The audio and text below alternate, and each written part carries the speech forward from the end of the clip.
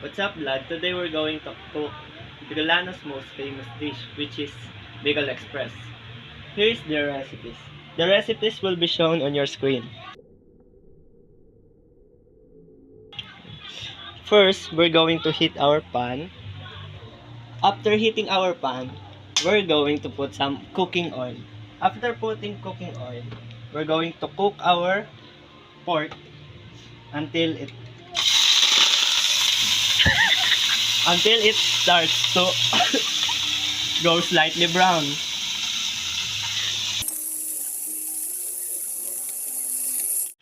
After it turned into a slightly brown color or brown color, we're going to put it away.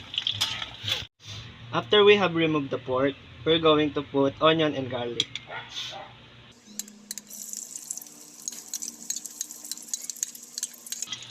Then mix it both together.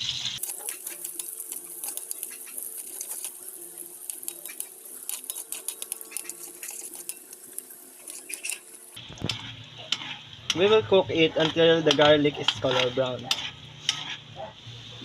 As you can see, some of the garlic is color brown. If you can see that the garlic is brown, we're going to put the pork next. Pork again. Hello, love, pork again.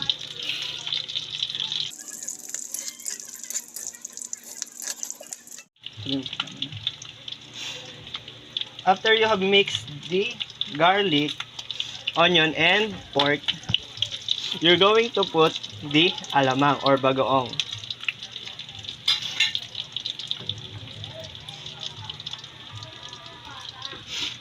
Just make sure you don't put too much.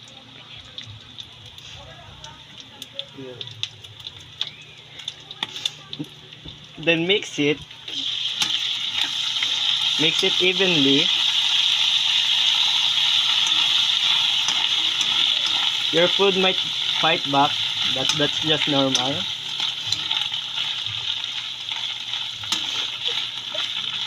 As you can see, it is all now black because of the alamang I bite. Instead of violet, it's black. After you have put the alamang, you're going to put some coconut cream with some water.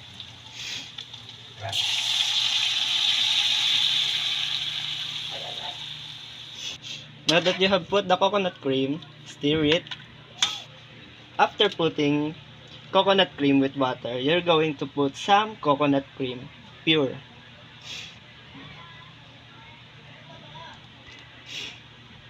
Make sure to don't put too much. Then stir it again. When it's boiling, you're gonna put some spices.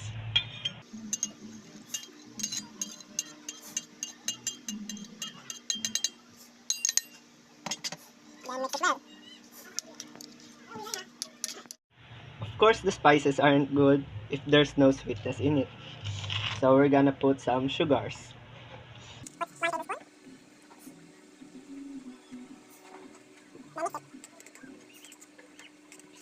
After putting some sugar, add some black pepper.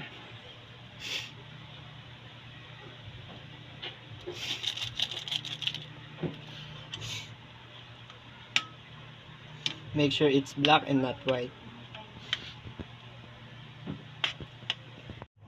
Then put some salt. Mix it. Since we are done, you can test the pork softness with a fork or tinidor in Tagalog. Test the pork softness. If you think it's fine, then you're good to go. You can taste your food or Bicol Express.